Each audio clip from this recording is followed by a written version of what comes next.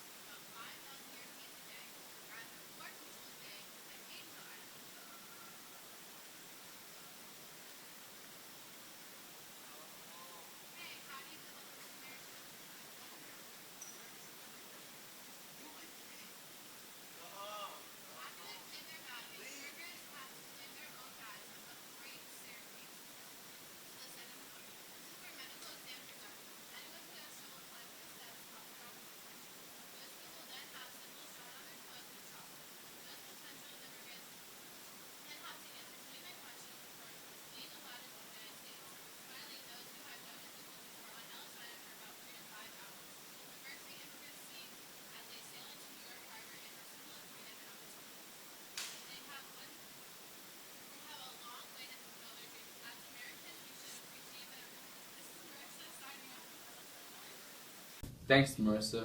I wonder where all these immigrants are going. I've heard they're going to cities full of putrid smells and terribly overcrowded.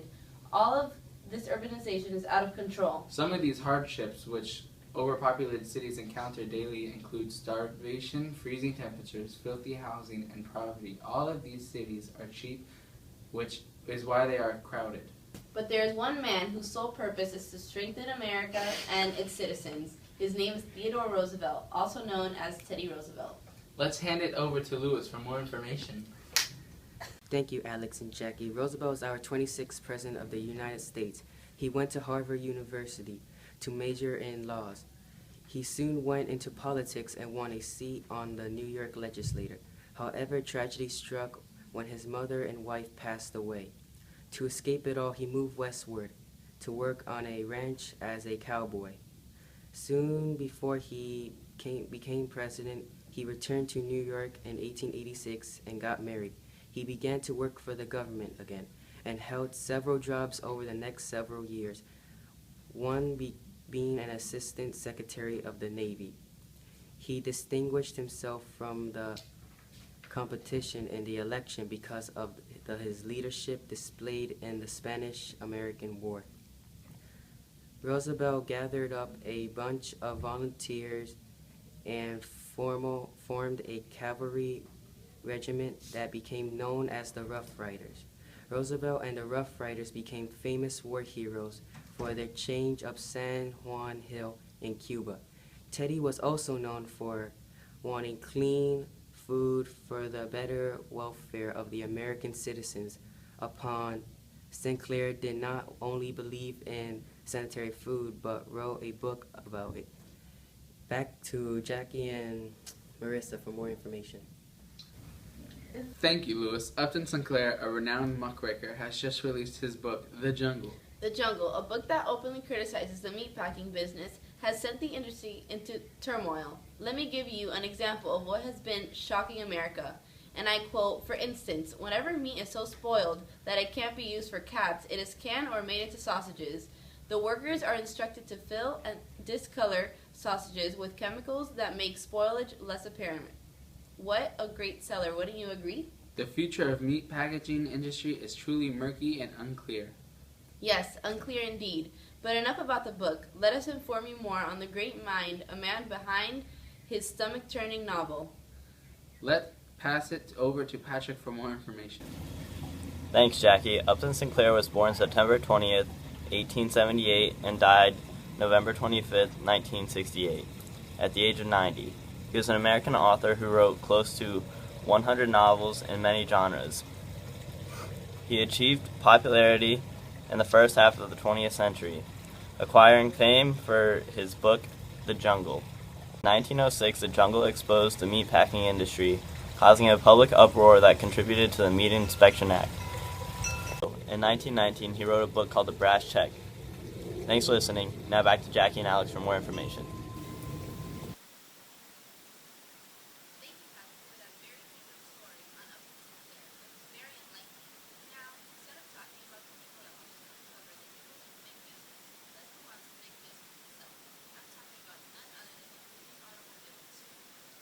Imagine a world where every house has a car. Everything you know about horses and buggies is about to change.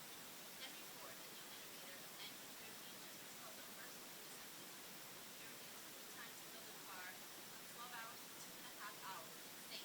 Oh yeah, I heard about that. And you hear Mr. Ford is also reducing the workday to 8 hours and paying $5 a day.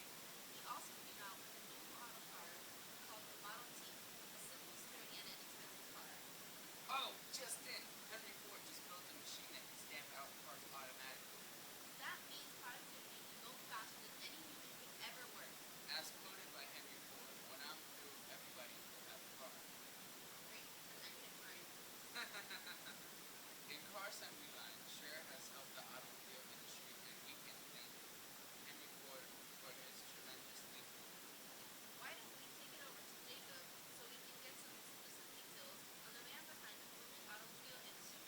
Yes! Thank you, Alex and Jackie. Henry Ford was born on July 30th, 1836, and passed away on April 7, 1947. He manufactured automobiles that middle-class Americans can't afford. Since he is the owner of Ford Motor Company, Henry is one of the richest and best-known people in the world. He is credited with Fordism, which is the mass production of inexpensive goods coupled with high wages for workers.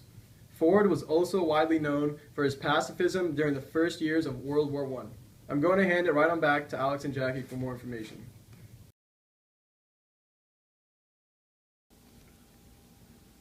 That's right, Alex. Prohibition is the word in which reformers take pride in. The one for banning of alcohol is growing ever so rapidly and can potentially be a threat for lovers of alcohol beverages. These prohibitionists fear that alcohol is undermining and swaying American morals. In 1824, the Women's Christian Temperance Union spearheaded the crusade for prohibition. The union was very assertive in the way of spreading the idea of prohibition. Members of the union would even enter saloons and destroy almost everything in the vicinity. The less radical reformers would sing, pray, and try to convince saloon owners to stop selling alcohol. The union wants the same results, just with different ways of approach. By 1874, the group turned into a national organization, the voice of anti-alcohol beliefs and ideals of being widespread, and organized unions are making sure. As much as this country loves alcohol beverages, there is an equal amount who frowns upon it. The real question at hand is whether American pastime will ever be allowed to live on. Women played a key role in the campaign against alcohol, and they continued on the journey to achieve women's rights after the fight against alcohol. Women have had enough of their historical roles and have taken to the streets in order to gain the right to vote. The women of the movement want their voices heard, and heard they will be. Right now, we have Christian at the scene of a women's suffrage march. Let's see if we can get any deeper insight at the demands of women in this moment.